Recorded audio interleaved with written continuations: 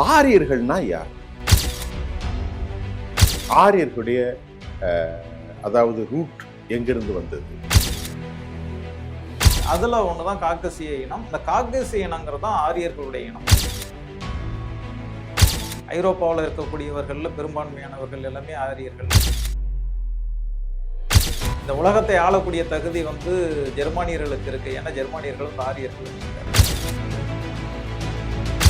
ஆரிய இனத்தை எப்படி வரையறுக்கிறாங்க அப்படின்னு சொன்னா, ஆரிய மொழிகளை பேசக்கூடியவர்கள் எல்லாம் ஆரியர்கள். பெர்ஷியன், சான்ஸ்கிரிட். ஈரானும் ஆரியர்களுடைய பூமி தான். 1979 கொமேனியுடைய ஆட்சி ஷா மன்னருடைய முடிவுக்கு பிறகு ங்கிறவங்க யாருன்னு சொன்னா, ஆதி காலத்துல வந்தவங்க காட்டு மிராட்டிகளாக இருந்தவங்க பழங்குடி மக்களாக இன்னமும் மலைப்பகுதிகள். இப்ப அந்த தமிழர்களுக்கு தான் இன்னொரு பேர் நாகர்கள். தமிழர்களா திராவிடர்களா? தமிழர்கள்ங்கிறதும் திராவிடர்கள்ங்கிறதும். அங்கிருந்து வந்த ஆரியர்கள் இந்திய திராவிட தமிழ் குடிகளை கத்திருமணம் செய்து கொண்டார். இன்றைக்கு இருக்கின்ற ஈரானிய முஸ்லிம்களுடைய ரத்த சுமந்தப்பட்ட உறவுகள் தான் இங்க இருக்கிற பிராமணர்கள். இந்திய பிராமணர். இது யாருக்கும் தெரியாத விஷயம்.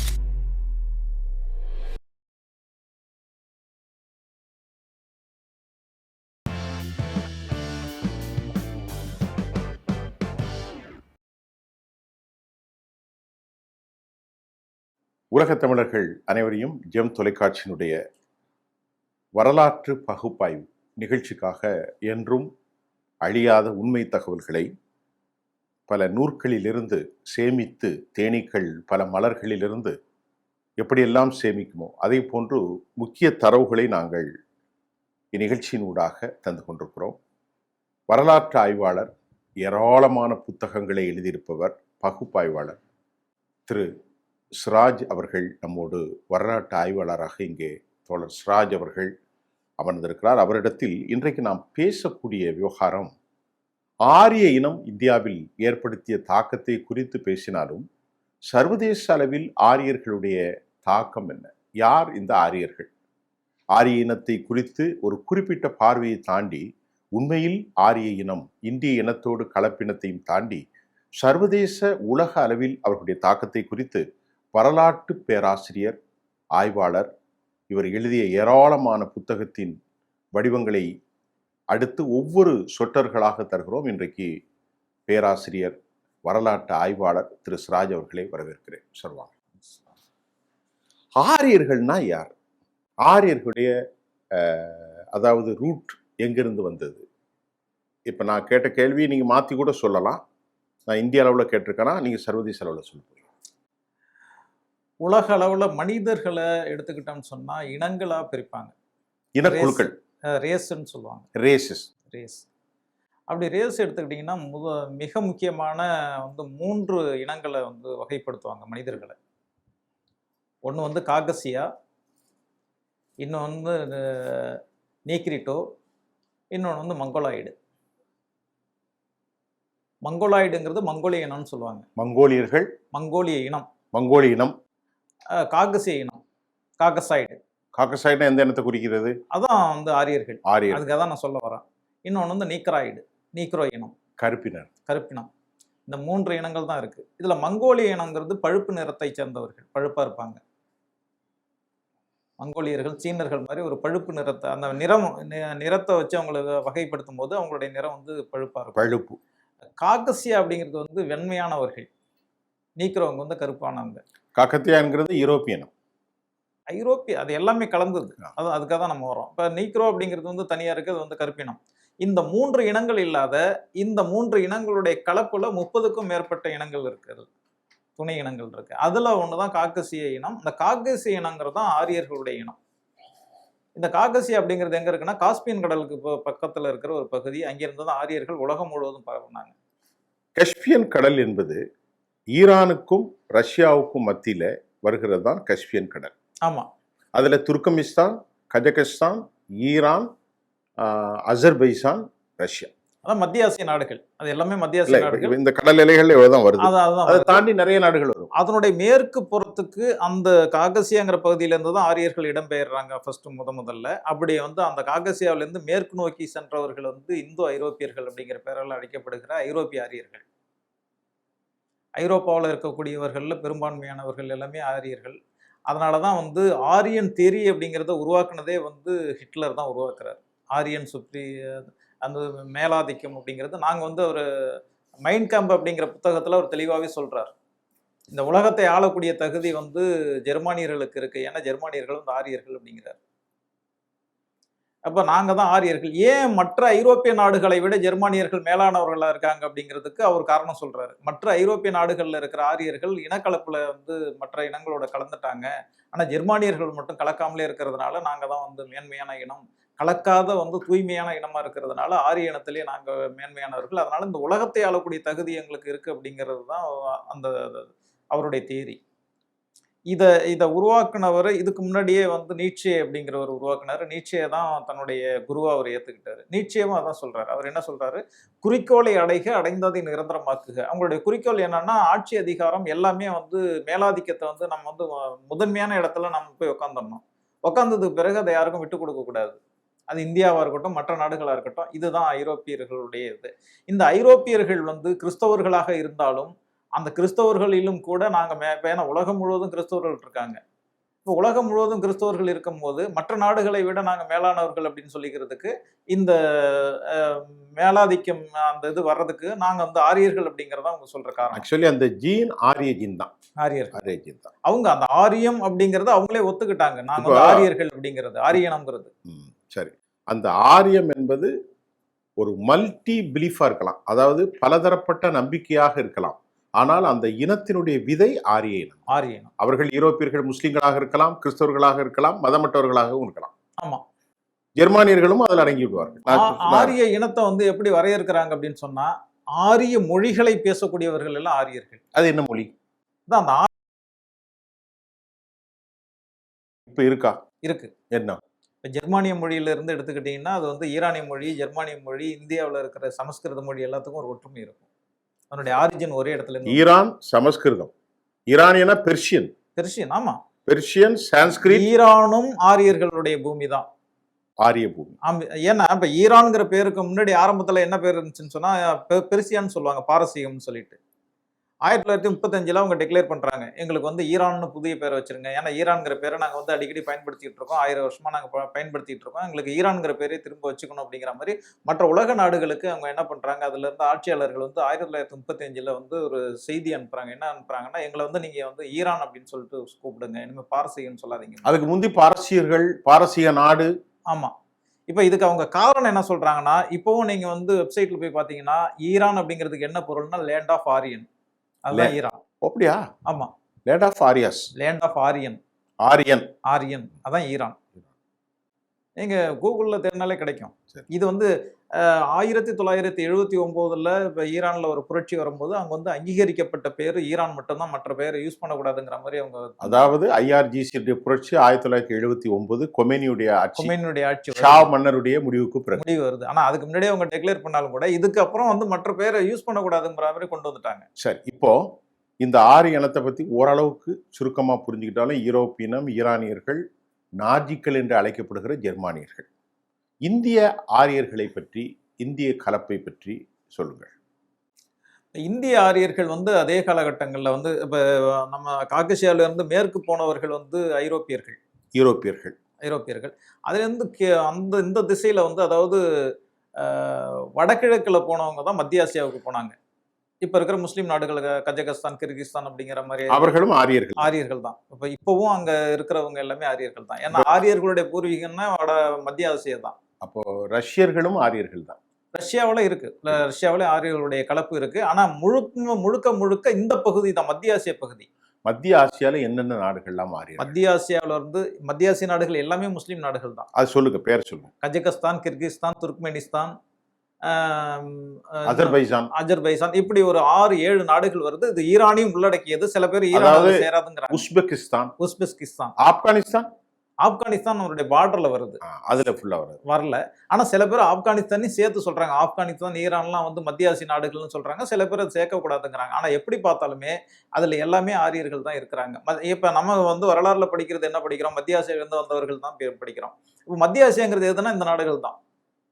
இப்போ அந்த மத்திய ஆசியாவினுடைய எட்ஜில் தான் வந்து ஈரான் இருக்கு. இப்போ மத்திய ஆசியாவிலேருந்து அந்த கஜகஸ்தான் அந்த பகுதியிலேருந்து அதுக்கப்புறம் வந்து ஈரானுக்கு வர்றாங்க. ஈரானில் வந்து தான் அவங்க குடியமர்ந்துடுறாங்க. ஈரானில் கொஞ்ச காலம் தங்கியிருக்காங்க. தங்கினதுக்கு அப்புறம் தான் அது வந்து ஈரான் வந்து எங்களுடைய பூர்வீகம் அப்படிங்கிற மாதிரி அவங்க டிக்ளேர் பண்ணுறாங்க. அதனால தான் அது இன்னமும் வந்து ஈரான் வந்து ஆரிய மண் அப்படிங்கிற பேரே வச்சிருக்காங்க. அங்கே தான் வந்து ஜொராஸ்ட்ரிய மதம் உருவாக்குது. ஜொராஸ்ட்ரிய மதத்தினுடைய அடிப்படை என்னன்னு கேட்டிங்கன்னா, அவங்க வந்து நெருப்பை வணங்கக்கூடியவர்கள். இன்னைக்கு இருக்கிற ஆரிய மதத்துக்கும் ஜொராஸ்ட்ரிய மதத்துக்கும் நிறைய வந்து ஒற்றுமைகள் இருக்கு. இவங்களும் நெருப்பை வணங்குவாங்க, அவங்களும் நெருப்பை வணங்குவாங்க. ஒரு குறுக்கீடு, இப்போ நம்முடைய பிராமண சமூக வழிபாடுகள் முழுவாவே நெருப்பு தான். ஆமா, தீபாராதனை, ஆமா, ஒரு நிமிஷம் விளக்கு போடுதல், ஜோதி, கடைசியில மரணத்தின் போது கூட நெருப்பால் தான் எரியூட்டப்படுகிறது. ஆமா, யாகங்களும் நெருப்பால் தான் இருக்கிறது. அதே போன்று ஆரியர்கள் அங்கே பெர்ஷியர்களே பார்க்கிற போது இன்னைக்கு இந்தியாவில் இருக்கக்கூடிய ஜொராஸ்ட்ரியர்கள், ஈரான்ல இருக்கக்கூடியவர்களும் நெருப்பு வணங்கிகள் தான். அப்ப அங்கிருந்தான் இது அந்த கலாச்சாரம். அதை பத்தி சொல்லுங்க. இங்கிருந்து தான் வந்துச்சு. எப்படி நெருப்பை வணங்கக்கூடிய பழக்கம் அவங்களுக்கு எப்படி வந்துச்சுங்கிறதுக்கு வேற ஒரு காரணம் சொல்றாங்க. அவங்க இருந்த பிரதேசங்கள் எல்லாமே பனி பிரதேசம். நீங்க சொல்றது ஜொராஸ்ட்ரியர்கள். ஜொராஸ்ட்ரியர்கள் அதான் பனி பிரதேசம். அது ஜொராஸ்ட்ரியர்கள் என்பது ஆரியர்கள். ஆரியர்கள், ஈரானியர்கள். ஈரானில் இருக்கக்கூடிய ஜொராஸ்ட்ரியர். ஆமா, ஈரான்ல தான் ஜொராஸ்ட்ரிய மதம்னு ஒன்று இருக்கு. அந்த ஜொராஸ்ட்ரிய மதம்ங்கிறது பிற்காலத்தில் ஜொராஸ்ட்ரிய மதம்னு கட்டமைக்கப்பட்டாலும் அது பழக்க வழக்கம் வந்து அந்த அவங்களுடைய பாரம்பரிய பழக்க வழக்கம் தான் அந்த நெருப்பை வணங்கக்கூடிய பழக்கம் ஆரம்பத்திலேருந்தே இருக்கு. ஒரு மதமா கட்டமைக்கிறது வந்து பிற்காலத்தில் கட்டமைச்சு அது ஜொராஸ்ட்ரிய மதம் அப்படிங்கிற பேர்லாம் ஜொராஸ்ட்ரியர் வந்து அது வந்து இது பண்றாரு. அதுக்கு முன்னாடியே அவங்களுக்கு வந்து மரபு வழியா அவங்க வந்து நெருப்பை வணங்கக்கூடிய பழக்கம் இருக்கு. இப்போ அந்த நெருப்புக்கு அவங்க முக்கியத்துவம் கொடுக்கறதுக்கு என்ன காரணம்னு பார்த்தீங்கன்னா, அவங்க வந்து பனிப்பிரதேசங்கள்ல இருந்தவங்க. பனிப்பிரதேசங்கள்ல நெருப்பு வந்து ரொம்ப முக்கியமான ஒண்ணு. ஏன்னா நாம சொல்றது ஆரம்ப காலங்கள்ல நெருப்பை எப்படி உற்பத்தி பண்றது அப்படிங்கிறது தெரியாத காலகட்டம். அப்போ ஒரு முறை நெருப்பு உற்பத்தி ஆயிடுச்சுன்னா, உருவாக்கி ஆயிடுச்சுன்னா, அது வந்து அணையாம பாதுகாத்துடணும். ஏன்னா திரும்ப அதை எப்படி உற்பத்தி பண்றதுன்னு தெரியாது. இப்போ அந்த நெருப்பு எப்படி உருவாகுது அப்படின்னு சொன்னா, சில சமயங்கள் காட்டு தீயினால வரும், சில சமயத்துல ஏதோ ஒரு வகையில வரும். இப்போ இயற்கையா அப்படி கிடைக்கிற நெருப்பை வந்து அவங்க வந்து அணையாம பாதுகாப்பாங்க. அப்படி அணையாம பாதுகாக்கும் போது அதுல என்ன பண்ணுவாங்க, அந்த நெருப்பை வந்து சேகரிச்சு வச்சுக்கிட்டு அது அந்த அணையாம பாதுகாக்கிறதுக்காக அதுல வந்து விலங்குகளுடைய அந்த எண்ணெய் இருக்குங்களா, விலங்குகள்ல இருந்து கிடைக்கிற அந்த இது சொல்லுவாங்க கொழுப்பு, அதை ஊத்தி அவங்க வந்து பாதுகாத்து வச்சிருக்காங்க. விலங்குகளின் கொழுப்பு கொழுப்பு இப்ப அதுதானப்பா வந்து வேட்டையாடுற சமூகம் தானே. வேட்டையாடும் போது அவங்களுக்கு எண்ணெய் எல்லாம் கிடையாது அந்த காலகட்டங்களில். அப்ப எண்ணெயா எது இருக்குன்னு சொன்னா விலங்குகளுடைய கொழுப்பு அதை எடுத்து அதை வந்து எண்ணெயா அவங்க பயன்படுத்துவாங்க. அதை தான் வந்து ஊத்தி வந்து அவங்க வந்து இந்த நெருப்பு வந்து அணையாம பாதுகாப்பாங்க. இதுதான் வந்து யாகம் வேள்வியா பரிணாமம் அடையுது. யாகம்ங்கிறது வந்து இப்போ பார்த்தீங்கன்னா தீயை இது பண்ணி வச்சுட்டு அதில் வந்து எண்ணெயை ஊத்துறதெல்லாம் இப்போ நெய் ஊத்துறாங்க. அதெல்லாம் வந்து ஆரம்ப காலத்தில் இப்படி தான் அது வந்துச்சு. இதுக்கு இன்னொரு காரணம் என்ன, அவர்கள்ட்ட கால்நடைகள் தானே இருக்கும். கால்நடைகள் தான், கொழுப்புகள் நெய் எல்லாம் அங்கே இருந்தானே வரும். அங்கே தான். இப்போ நெய் ஆரம்பத்தில் நெய் கிடையாது, நெய் வந்து ப்ரிப்பேர் பண்ணணும். ஆனால் கொழுப்புங்கிறது வந்து நேரடியாக கிடைக்கிறது. இப்போ இந்த யாகம் வேள்வி அப்படிங்கிறது அங்கேருந்து தான் வருது. இப்போ இதில் வந்து இந்த மந்திரம் ஓதுறது இதெல்லாம் எப்படி வந்துச்சுன்னு சொன்னால் இதனுடைய பரிணாமம் தான். எப்படின்னு கேட்டிங்கன்னா, அவங்க வேட்டையாடும் சமூகமாக இருந்தாங்க. வேட்டையாடும் சமூகமாக இருக்கும்போது எல்லாரும் வேட்டைக்கு போக மாட்டாங்க. இப்போ அதில் வந்து உடல் நல குறைவாக இருக்கிறவங்க, வயசானவங்கலாம் என்ன பண்ணுவாங்க, அந்த நெருப்பை பாதுகாத்துறதுக்காக வந்து ஒரு இடத்துல உட்காந்துக்குவாங்க. இப்போ இவங்க உட்காந்துருக்கவங்களுக்கு சாப்பாடு வேணும், அவங்க உணவு வேணும்னு சொன்னால் வேட்டையாடுறவங்க என்ன பண்ணுவாங்க, அங்கேருந்து வேட்டையாடுற அந்த இதுலேருந்து ஒரு பகுதியை உங்களுக்கு வந்து கொடுப்பாங்க. ஏன்னா இந்த நெருப்பு உங்களுக்கு தேவையானது. ஒரு கட்டத்தில் வந்து நெருப்பு வந்து உடலை வந்து உஷ்ணத்தை பாதுகாக்கிறதுக்காக, தீயில வந்து விலங்குகளை வந்து சுட்டு சாப்பிட்றதுக்காக இப்படி தேவை அதிகமாக இருந்துச்சு, நெருப்புடைய தேவை. இப்போ நெருப்பு இல்லைன்னா உங்களுக்கு எதுவுமே கிடையாது. ஏன்னா அந்த குளிர் அவங்களெல்லாம் தாங்க முடியாது. பனிப்பிரதேசம். இப்போ அதனால தான் வந்து பாலகங்காதர திலகர் என்ன சொல்றாரு, எங்களுடைய வரலாறு பார்த்தீங்கன்னா வந்து பனிப்பிரதேசங்களில் வந்ததுங்கிறது எங்களுக்கு நல்லா தெரியும். அதனால நாங்கள் வந்து அண்டார்டிகா பகுதியிலேருந்து கூட நாங்கள் வந்திருக்கிறது வாய்ப்பு இருக்குன்ட்டு அவர் சொல்றாரு. பாலகங்காதர திலகர் அவர் புத்தகம் எழுதியிருக்காரு. அதை நானும் என்னுடைய புத்தகங்கள்ல நான் பதிவு பண்ணியிருக்கேன். அவர் இந்திய பிராமணர். ஆமா, இந்திய பிராமணர்கள். அதாவது இந்த ஆரியர்கள் எங்கிருந்து வந்தாங்கிறது நிறைய தேரி இருக்கு. ஆனா எல்லாமே வந்து பாத்தீங்கன்னா அவங்க பனிப்பிரதேசங்கள்ல இருந்து வந்தாங்க அப்படிங்கறதான் சொல்லுது. காஸ்பியன் கடலா இருக்கட்டும், மத்திய ஆசியாவா இருக்கட்டும், அடுத்த ஈரானுடைய பகுதியா இருக்கட்டும், எல்லாமே வந்து பனிப்பிரதேசங்கள் தான். அப்படி என்றால் இப்போ முக்கிய பாயிண்ட்க்கு வந்துட்டோம். சரி, இப்போ இந்தியாவில் வந்திருக்கக்கூடிய பார்சிகள் இருக்காங்க இல்லையா? ஆமா. இப்போ டாடா இருக்கிறாங்க, கோட்ரேஜ் இருக்கிறாங்க, ரொம்ப குறுகிய மொத்தமே 50,000 பேர் தான்.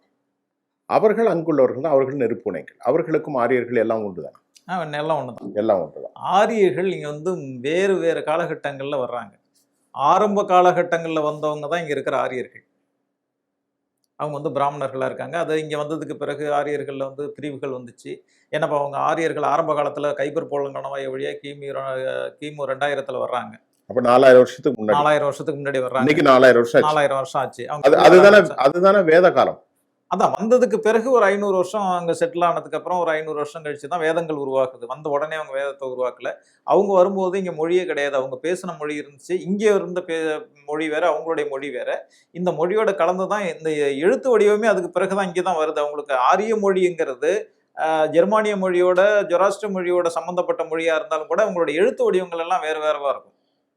இங்க இருக்கிற எழுத்து வடிவம் வேற, அங்க இப்ப உருது மொழி பாத்தீங்கன்னா உருதும் இந்தியும் ஒரே மாதிரியா இருக்கும். ஆனா எழுத்து வடிவம் வேற வேற இருக்கும். உருதும் இந்தியும் ஒரே மாதிரி, பேச்சுல வந்து பேச்சு மொழி எழுத்து வடிவம் அரபி ஒட்டி இருக்கும். அது அதான் இவங்க அரபி எடுத்துக்கிட்டாங்க, அவங்க வந்து ஹிந்துஸ்தானி எடுத்துக்கிட்டாங்க. ஹிந்துஸ்தான்னா சமஸ்கிருதம். ஹிந்துஸ்தானி அதான் கலப்பு தான்.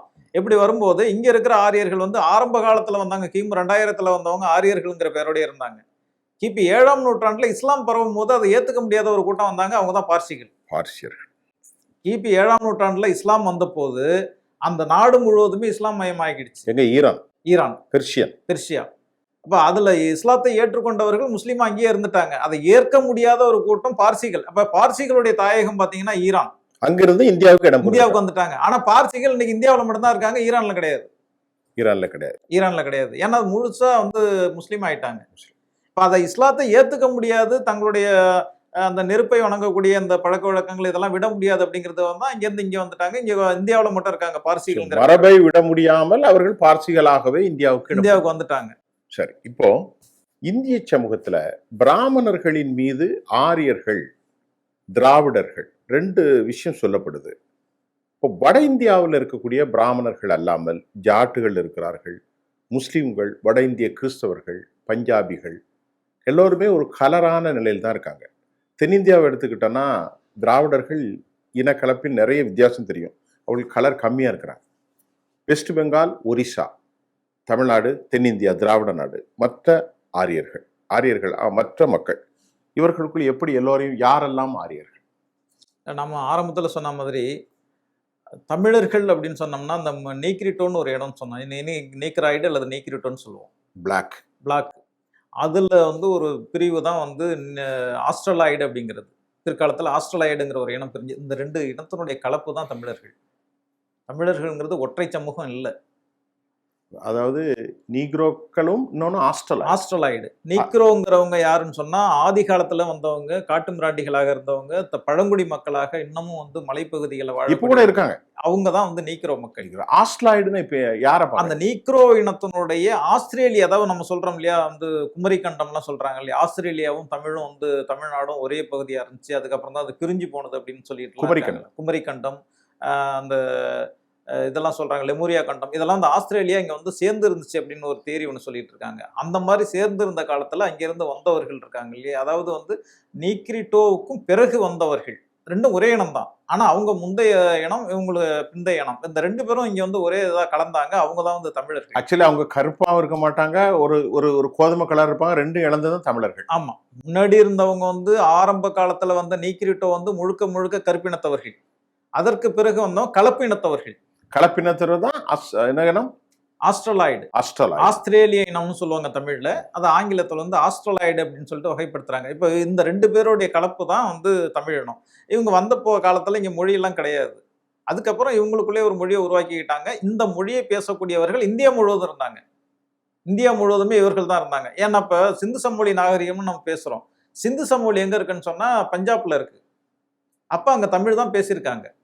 எங்க? பஞ்சாப்ல தமிழ். பஞ்சாப் மட்டும் கிடையாது, இந்தியா முழுவதுமே. சிந்து சமவெளி நாகரிகம் தமிழர் நாகரிகம் தான். ஆமா தமிழர் நாகரிகம் தானே. சிந்து சமவெளியில இருந்த மக்கள் பேசிய மொழி வந்து தமிழ் தான். அப்படின்னா தமிழர்கள் இந்தியா முழுவதும் இருந்தார்கள். அப்ப அந்த தமிழர்களுக்கு தான் இன்னொரு பேர் வந்து நாகர்கள். தமிழர்களா திராவிடர்களா? தமிழர்கள்ங்கிறதும் திராவிடர்கள்ங்கிறதும் ஒண்ணுதான். இப்ப ஆரியர்கள் இங்க வரும்போது இங்க இருக்கிற மக்களுக்கு ஒரு பேர் தேவைப்பட்டுச்சு, அவங்கள்ட்ட இந்த தனிச்சு காட்டுறதுக்காக வேண்டி. அவங்க ஆரியர்கள், அவங்க வெள்ளையா இருக்கிறாங்க. அப்ப தங்களை அல்லாதவர்களை சொல்றதுக்கு ஒரு பேர் தேவைப்பட்டுச்சு. அதனால அவங்க தமிழர்கள் தான் திராவிடர்கள்னு சொன்னாங்க. திராவிடர்கள். அதுல இப்ப நீங்க பேச தெலுங்கு, மலையாளம் எல்லாம் ஒண்ணா வந்துரும். இல்ல, அப்போ வந்து கிடையாது. அதுக்கு பிறகுதானே அந்த கலப்புல தானே மற்ற மொழிகள் உருவாகுது. 4000 வருஷத்துக்கு முன்னாடி கிடையாது. அவங்க தமிழ திராவிடம்னு சொல்லும் போது இந்த மொழிகள் எதுவும் உருவாகல. இந்த மொழிகள் உருவாகல. அவங்க தமிழை தான் திராவிடம்னு சொன்னாங்க. அந்த தமிழ்ல இருந்து மற்ற மொழிகளுடைய கலப்புல தான் ஒன்னோட ஒண்ணு சேரும். கலரே எடுத்துங்களேன். கருப்போட வந்து சிவப்பு சேர்ந்தீங்கன்னா வேற ஒரு கலரா மாறும் அது. மாறுமே, பெயிண்ட் மிக்ஸ் பண்றாங்க. அதே மாதிரி தான் இங்க வந்து இனங்கள் மாறுச்சு. இப்ப வந்து சத்திரியர்கள் அதாவது ஆரியர்கள்லயே வந்து 3 பிரிவுகள் இருக்கு. எப்படி? ரிக்வேதத்துல வந்து புருஷ சூத்தான்னு ஒண்ணு உண்டு. 10வது மண்டலத்துல அது வந்து பிரிச்சருக்கைன்னு சொல்றாங்க. ஆனா 90வது ஸ்லோகம் பிரம்மனோஷிய முகமாஷித் பாகு ராஜன்ய அப்படின்னு சொல்லிட்டு ஒரு ஸ்லோகம் உண்டு. அதுல என்ன சொல்றாங்கன்னா, பிரம்மனுடைய முகம் வந்து பிராமணனாக மாறிற்று, அவனுடைய தோள்கள் வந்து சத்திரியனாக மாறிட்டு, தொடைகள் வந்து வைசியனா மாறிட்டு, அவனுடைய கால்களில் இருந்து சூத்திரன் பிறந்தான். இதுதான் வந்து மனுஸ்மிருதி அது வந்து புருஷ சூத்தம் சொல்லுது. இதனுடைய அடிப்படையில தான் வந்து மனுஸ்மிருதி வந்து இந்த 4 வருணங்களா பிரிச்சது. வருணங்கள்ங்கிறது இதுதான். இதனுடைய அடிப்படை வந்து ரிக்வேதம். அதாவது வர்ணாசிரமத்துடைய பேஸ் தான் ரிக்கு. ரிக்கு யஜூர் சாம அதர்வணா. ஆமா, இதுல ரிக்வேதம் தான் சொல்றீங்க. ரிக்வேதம் தான். அதுக்கு பிற்காலத்துல உருவானதுதான் யஜுர் சாம அதர்வண வேதங்கள்லாம் பிற்காலத்துல வந்தது. முதல்ல வந்து நம்ம 4 வேதங்கள்னு சொல்லுவாங்க. இந்த 4 வேதங்கள்ல ரிக்வேதம் மட்டும்தான் ஆரம்ப காலத்துல உருவானது. அதுக்கப்புறம் யஜுர் வேதம், இதெல்லாமே அதுல இருந்து வந்தது. அதர்வணா வேதம் எல்லாம் ஒன்லி பூசை, புனஸ்காரம், மந்திரம் இதை பத்தி தானே இருக்கு. ஆமா, அது இல்லாம இந்த 4 வேதம் இல்லாத பிற்காலத்துல வேற ஒரு 4 வேதங்களை உருவாக்குனாங்க. தனுர்வேதம், சில்ப வேதம், காந்தர்வ வேதம், ஆயுர்வேதம்னு 4 வேதங்கள். இது வந்து உபவேதங்கள்னு சொல்லுவாங்க. ஆயுர்வேதம் மருத்துவம் அதுலதான் வருது. ஆமா, ஆயுர்வேதம்ங்கிறது ஒரு வேதம். அந்த மருத்துவ முறை தான் அது. மருத்துவ முறையா இருந்தாலும் அது வேதத்தில் உட்பட்டது. உபவேதங்கள்ல வரும். அந்த 4 உபவேதங்கள்ல ஒண்ணுதான் ஆயுர்வேதம், கடைசியா வந்த வேதம். இப்ப இவங்க வந்து பிராமணர்கள், சத்திரியர்கள், வைசியர்கள் இந்த 3 பேரும் வந்து துவிஜாதின்னு சொல்லுவாங்க, இருபிறப்பாளர்னு சொல்லுவாங்க. இருபிறப்பாளர்னா என்னன்னு கேட்டீங்கன்னா, ஏன்னா இப்ப தமிழ்நாட்டுல நிறைய பேர் நாங்கெல்லாம் சத்திரியர்கள்னு சொல்லிட்டு இருக்காங்க. தமிழ்நாட்டுல தமிழர்கள் யாரும் சத்திரியர்களாக இருக்க முடியாதுங்கிறதுக்கு இது ஒரு அடிப்படை காரணம். ஏன்னா துவிஜாதின்னா என்னன்னு அவங்க வரையறுக்கிறாங்கன்னு சொன்னா, ஏன்னா இந்த வர்ணாச்சிரம் மொத்தம் வரையறுக்கிறது வந்து பிராமணர்கள் தான், வேதங்கள் தான் வரையறுக்குது. வேதங்கள், அதுக்கப்புறம் வந்து மனுஸ்மிருதி வரையறுக்குது. அதை வச்சுக்கிட்டு தான் இவங்க வந்து நாங்களும் சத்திரிய, ஏன்னா சத்திரியங்கிறது தமிழ்ல சத்திரியர்கள் யாரும் கிடையாது. இப்ப சத்திரியர்கள்னு சொன்னாங்கன்னா அவங்க சொன்னபடியே ஏத்துக்கிட்டாதான் நம்ம சத்திரியர்கள். இப்ப சத்திரியர்களுக்கு அவங்க என்ன வரையறை சொல்றாங்கன்னு சொன்னா, சத்திரியர்கள் வந்து இருபிறப்பாளர்கள். இருபிறப்பாளர்கள்னா ஒரு பிறப்பு வந்து தாயினுடைய கருவறையிலிருந்து பிறக்கிறது, 2வது பிறப்பு வந்து அவங்களுடைய உபநயனம். உபநயனம்ங்கிறது காயத்ரி மந்திரத்தை ஓதுறது, பூணூல் போட்டுக்கிறது. இந்த 2ம் யாருக்கு அப்படின்னு சொன்னா, முதல்ல இருக்கிற 3 வருணங்களுக்கு மட்டும்தான் இது அனுமதி. பிராமணர்களுக்கு, சத்திரியர்களுக்கு, வைசியர்களுக்கு. பஞ்சமர்கள் இதுல வரவே இல்லை. சூத்திரர்களுக்கு கிடையாது. சூத்திரர்களுக்கு கிடையாது. அதனால அவங்க ஒரு ஜாதி தான் அப்படின்னு சொல்லிட்டு வரையறுக்கப்பட்டு, அதாவது வந்து மனுஸ்மிருதி தெளிவா சொல்லிடுச்சு, முதல் 3 வருணங்கள் மட்டுமே வந்து துவி ஜாதி, சூத்திரர்கள் வந்து ஒரு ஜாதி தான் அப்படின்னு சொல்லிடுச்சு. அதாவது பிராமணர்கள், சத்திரியர்கள், வைசியர்கள், இந்த 3ம், அதாவது முகம், ஆமா, தோல், இன்னொன்னு தொடை. இந்த 3 தான் வரும். இதுல வியாபாரம் பண்ணக்கூடியவரும் வருவாங்க. அல்ல, அதான் தொடையில போர்க்களத்துல ஈடுபடுறவங்க வைசியர்கள், சத்திரியர்கள். முகத்துல உள்ளவங்க பிராமணர்கள். இது தாண்டி சூத்திரர்கள் காலில இருந்து, அதாவது அதை சொல்லும் போதே வந்து அந்த வார்த்தை வித்தியாசமா இருக்கும். முகம் வந்து பிராமணனாக ஆயிற்று, தோள்கள் சத்திரியனாக ஆயிற்று, தொடைகள் வைசியனாக ஆயிற்று. ஆனால் காலில் இருந்து சூத்திரன் பிறந்தான். முகம் வந்து இன்னொன்னா மாறுது, தோள்கள் இன்னொன்னா மாறுது, தொடை இன்னொன்னா மாறுது. ஆனா கால்கள் மாறல, காலில இருந்து இன்னொன்னு பிறக்குது. இது நீங்க சொல்ற மாதிரி வர்ணத்துல புருஷ சூத்திரமா? புருஷ சூத்திரம், சூத்திரம்னு சொல்லுவாங்க. சூக்தம்னு அவங்க புருஷ சூத்திரத்தினுடைய முதலே வர்ணம் தான். ஆமா, அதற்கு அப்புறம் தான் வேதம். வர்ணத்துல இருந்து பிரிந்து வேதம். இல்ல, வேதத்துலதான் இந்த புருஷ சூத்தாங்கிறது வந்து ஒரு சாப்டர் அது. சரி, இப்ப இதுல வந்து ஆரியர்கள் நிறைய வந்தார்கள். இப்ப இந்தியாவில் இருக்கக்கூடிய வட இந்தியர்கள் எல்லோருமே நீங்க ஆரியர்கள் தான் சொல்றீங்களா? ஆமா, எல்லா மதமும் எல்லா ஆரியர்கள்னு சொல்ல முடியாது. ஆனா ஆரியத்தினுடைய கலப்புல வந்தவங்க. எந்த மாதிரி உள்ளவங்க? ஆரியம் வந்து வந்து இந்த மக்களோட கலக்கும் போது அந்த கலக்கிறதுக்குன்னு ஒரு வரலாறு அவங்க சொல்லி வச்சிருக்காங்க. எப்படி கலந்தாங்கன்னு சொன்னா, ஆரியர்கள் ஆரம்பத்துல இங்க வரும்போது அதிகமா வந்து பெண்கள் அழைச்சிட்டு வரல, ஆண்கள் மட்டும்தான் வந்தாங்க. பெண்கள் வந்தாங்க, ரொம்ப குறைவானவங்க வந்தாங்க. அதாவது மேய்ச்சல் நிலங்களை தாண்டிதான். ஆமா, அப்படிதான். பெண்கள் ஏன்னா ரொம்ப தூரம் வந்து டிராவல் பண்ணி வரணும். அவங்க நேராவும் அங்கிருந்து ஈரான்ல இருந்து கிளம்பி நேரா இந்தியாவுக்கு வர முடியாது. பல பிரச்சனைகள் இருக்கும். அவங்க வந்தாங்க, ஆப்கானிஸ்தான்ல வந்து தங்குறாங்க. ஆப்கானிஸ்தான்ல வந்து தங்கி இருக்கும் போதுதான் அவங்க வந்து ரிக்வேதம் எழுத ஆரம்பிக்கிறதே அங்கதான் அப்படிங்கிறாங்க. ஓ, ராமானுஜ தாத்தாச்சாரியார் அதை சொல்றாரு. ஆப்கானிஸ்தான் இந்தியாவோட தானே இருந்தது. காந்தாரி இந்தியாவோட. காந்தாரம் அதெல்லாம் அப்போ வந்து ஒரே நிலப்பரப்பா இருந்தபோது கனிஷ்கருடைய ஆட்சியெல்லாம் காந்தாரத்தை உட்பட்டு தான் இருந்தது. அதனால தான் அந்த 56 தேசத்துல அதுவும் சேர்ந்து வரும். 56 தேசம். இன்னும் சொல்ல போனா கஜினி முகமது வந்து அந்நியர்னே சொல்ல முடியாது. ஏன்னா அவரு இந்தியர் தான் ஒரு வகையில. எல்லா போகும்போது இங்கே உள்ளவங்க தான். ஆமா, ஆமா. ஏன்னா காந்தாரம்லாம் இங்கே தானே இருந்துச்சு. கஜினிங்கிறது வந்து ஆப்கானிஸ்தான்ல இருந்துச்சு. இது எல்லாமே ஒரு நாடு தானே. இப்ப அகண்ட பாரதம்னு அதை தான் சொல்லிட்டு இருக்காங்க. அதுல ஆப்கான் உண்டு, ஆப்கானும் உண்டு. பாரதமே அகண்ட பாரதம், ஆப்கான் உண்டு. திருப்பி சொன்னீங்கன்னா ஈரான் வரைக்கும் வந்துடும். ஆமா, அது எல்லாமே சேர்ந்தது தான். எல்லாமே சேர்ந்தது தான். பாகிஸ்தான், எல்லாம் சேர்ந்தது தான் அகண்ட பாரதம். அப்ப அது வந்து அந்நிய படையெடுப்புன்னு சொல்ல முடியாது. எல்லாம் இந்தியர்கள் தான். அது ஒரு பக்கம். அவங்க வரும்போது இங்க இருக்கிற மக்கள் வந்து இங்க இருக்கிற பெண்களை தான் திருமணம் செய்து கொள்ள வேண்டிய கட்டாயம் வந்துச்சு. யாரு? இங்க இந்த திராவிட பெண்கள், தமிழ் பெண்களை. யாரு? ஆரியர்கள். ஆரியர்கள். அதாவது அழைச்சிட்டு வரல. உங்களுக்கு இன்னும் புரிகிற மாதிரி மக்களுக்கு, ஈரானிலிருந்து இந்தியாவிற்கு மேய்ச்சல் நிலங்களை தேடி வந்தவர்கள் அதிக பெண்களை கூப்பிட்டு வரவில்லை, ஆண்களாக மட்டும்தான் வந்தார்கள். அங்கிருந்து வந்த ஆரியர்கள் இந்திய திராவிட தமிழ் குடிகளை திருமணம் செய்து கொண்டார்கள். தமிழ் குடிகள்னு சொல்லிடுவோம், திராவிட குடிகளை திருமணம். அப்பதான் ஆரிய திராவிட கலப்பு ஏற்படுகிறது. அப்படிதான் கலப்பு ஏற்படுது. அதனாலதான் பெண்களை வந்து ஒரு கட்டத்துக்கு மேல அவங்க வந்து மேல கொண்டு போகவே இல்லை. பெண்களை வந்து அடிமைப்படுத்தி வச்சதுக்கு இது ஒரு முக்கியமான காரணம். ஏன்னா அவங்க வேற ஒரு இனத்துல இருந்து வந்தவங்க. நான் சொல்றதை மட்டும் செஞ்சா போதும் அப்படிங்கிற மாதிரி தான் பெண்கள் ஆரம்ப காலத்துல வச்சிருந்தாங்க. வந்து மனுஸ்மிருதி அப்படிதான் சொல்லுது. பெண்கள்கிட்ட ரொம்ப ஜாக்கிரதையா இருங்க அப்படின்னு சொல்லிட்டு நிறைய இடங்கள் எச்சரிக்கை சொல்லுது. மனுஸ்மிருதி வந்து பெண்கள் அடிமையாவே வச்சிருந்தது அப்படிங்கிறதுக்கான காரணம் வந்து இதுதான். இப்ப இதுல வந்து கலப்பு எப்படி வந்துச்சுன்னு சொன்னா, அந்த கலப்பு வந்ததை வந்து அவங்களே வந்து சொல்றாங்க. எப்படி சொல்றாங்கன்னு சொன்னா, அனுலோம ஜாதி, பிரதிலோம ஜாதின்ட்டு 2 விதமான கலப்பு வந்துச்சுங்கிறாங்க.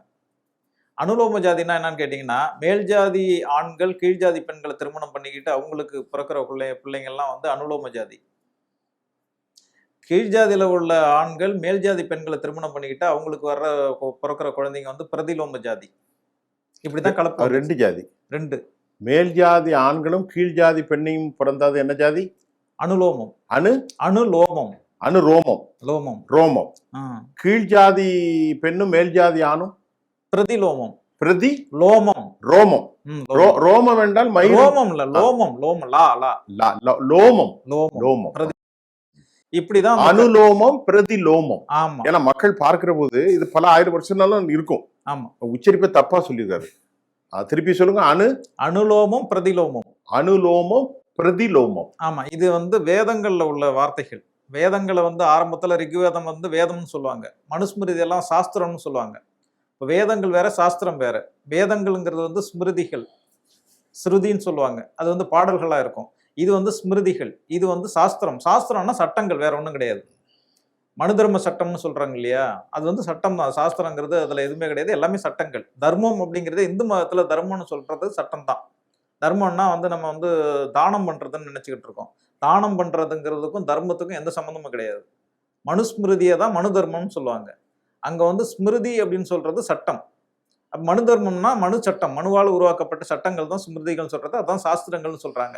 இப்படிதான் வந்து ஜாதி கலப்பு உண்டாச்சு. அந்த 3 ஜாதிகள் தான் அந்த முதல்ல 3 கேட்டகரியில உள்ளவங்க தான் வந்து முன்னாடி இருக்கிறாங்க.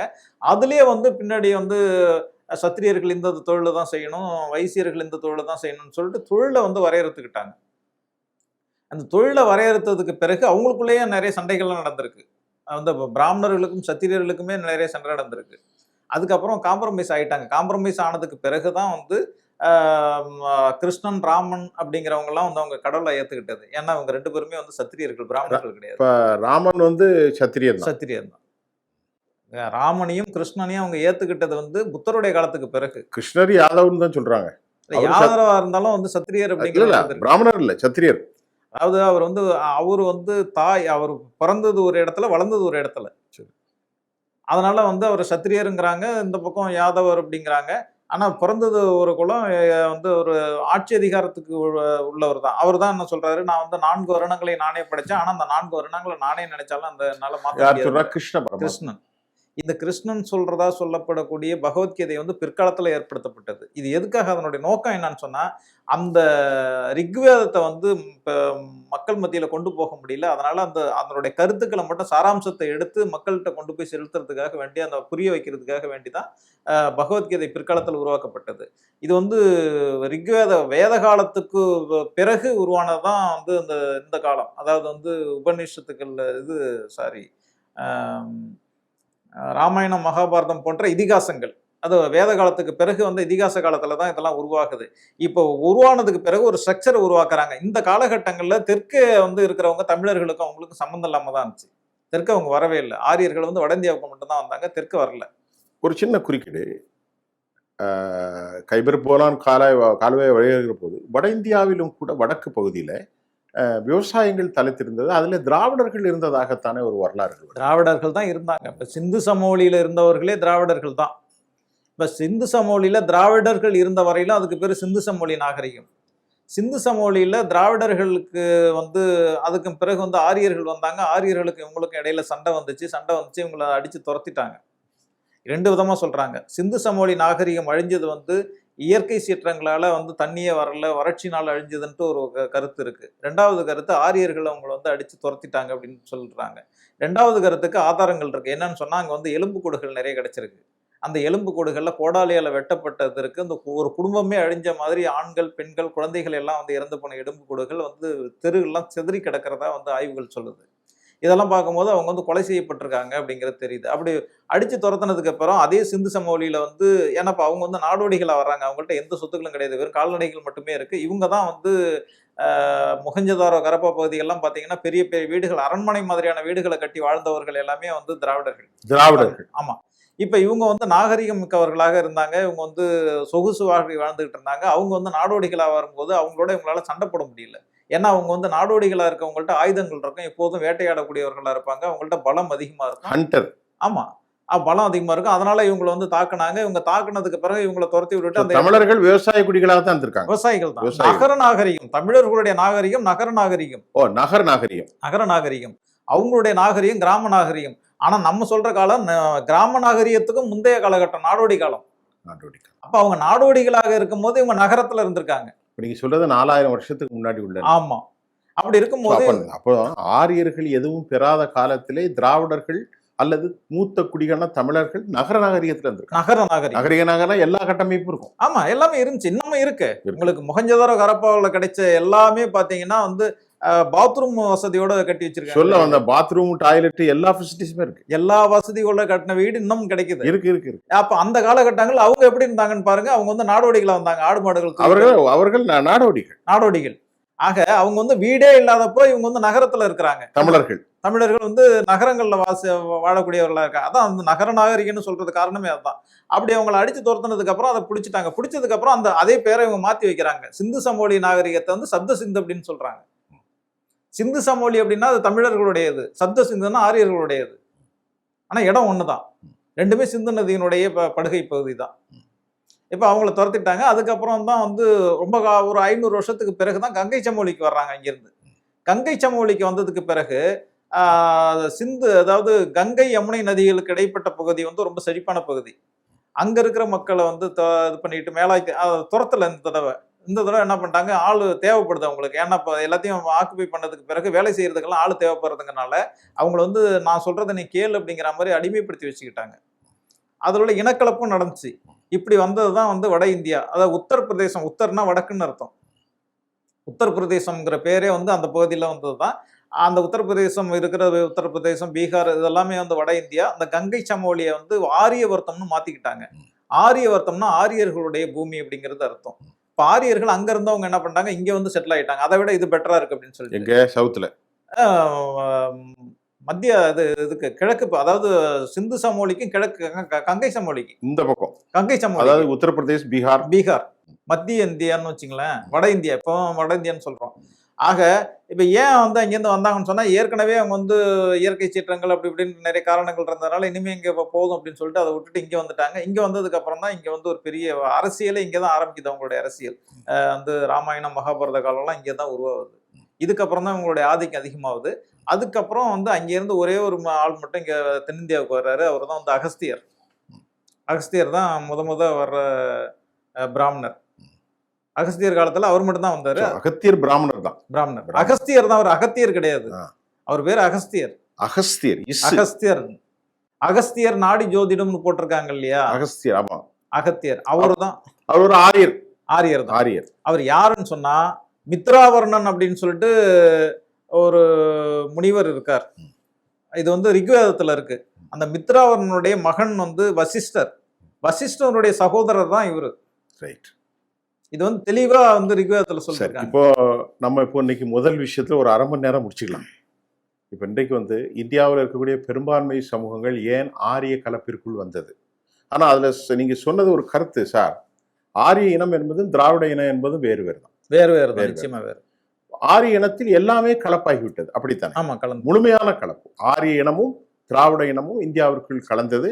ஆரிய இனர்கள் நாகரிகம் இல்லாத நாடோடிகளாக வருகின்ற போது திராவிட தமிழ் குடிகள், திராவிட குடிகள்னால தமிழ் குடிகள் தான், ஆமா இவர்கள் நகர நாகரிகத்தில் இருந்தார்கள். ஆமா. அதற்கு பிறகு கங்கை சமவெளியில் அவர்கள் வருவதற்கு முன்பு அவர்கள் எங்கிருந்தார்கள்? சிந்துவெளி நாகரிகம் அந்த பக்கம். ஆமா. அங்கிருந்து வந்து உத்தர் என்கின்ற மேல் பகுதியில வந்து அனைத்தையும் லேண்ட் ஆஃப் ஆரியனாக மாற்றிக்கொண்டார்கள். அதற்கு பிறகுதான் வேதத்துக்கு அப்புறம் மிருஷ்டி என்னது இதிகாசங்கள், அதாவது புராண காலம். புராணமா வரல, புராணம் இல்ல, புராணம் அதுக்கு ரொம்ப காலம். இதிகாசங்களுக்கு அப்புறம் தான். இதிகாசம்னா ரெண்டே தான், ராமாயணம் மகாபாரதம் இதிகாசம். சரி, புராணங்கள் வந்து அது 18 புராணங்கள் அது பிற்காலத்துல. அப்போ நமக்கு வந்து பல சந்தேகங்களுக்கிட இவர்களுடைய லேண்ட் வந்து ஈரான் தான். இன்னைக்கு இவர்களுடைய இவர்களுடைய உறவுகள் சரியான அளவில் பார்க்கறதா இஸ்லாமியர்களாகத்தான் இருக்கிறார்கள். ஆமா, நிக்கும். உஸ்பெகிஸ்தான், அசர்பைஜான், ஆர்மேனியா, அப்புறமா நீங்க கஜகஸ்தான், துர்க்மெனிஸ்தான், ரஷ்யா, ஈரான், பெஸ்கிஸ்தான் எல்லாமே ஆரியர்கள் தான். ரொம்ப ஷார்ட்டா சொல்லணும்னு சொன்னா, இன்றைக்கு இருக்கின்ற ஈரானிய முஸ்லிம்களுடைய ரத்த சுமந்தப்பட்ட உறவுகள் தான் இங்க இருக்கிற பிராமணர்கள், இந்திய பிராமணர். இது யாருக்கும் தெரியாத விஷயம். ரொம்ப சிறப்பா முடிச்சிருக்கோம். இன்னும் நிறைய நம்ம பேச வேண்டியிருக்கு. ஜெம் தொலைக்காட்சியினுடைய டிகோடிங் வரலாற்று ஆய்வுல நம்ம இன்றைக்கு மூத்த ஆய்வாளர் ஏராளமான புத்தகத்தை நம்மோடு எழுதியிருக்கிறார். தற்போது கூட அவர் நிகழ்ச்சிக்கு வருகிற போது எனக்கு வந்து இந்திய முகலாயர் ஆட்சி இந்தியா அப்படிங்கிற ஒரு பெரிய புத்தகத்தை எழுதியிருக்கார். இந்த மாதிரி ஒரு புத்தகம் இல்லை, ஏராளமான புத்தகத்தை எழுதி கொண்டே இருக்கக்கூடிய ஒரு வரலாற்று ஆசிரியர். அவரோடு நாங்கள் முகமுகமாக கதைத்தோம். மீண்டும் இந்த டிகோடிங் ஜெம் தொலைக்காட்சியினுடைய அடுத்த அமர்வுல நான் உங்களை சந்திக்கின்றேன். சார், ரொம்ப தெளிவாக சொன்னீங்க. அமர்வுக்கு வந்ததுக்கு ரொம்ப நன்றி சார். நன்றி.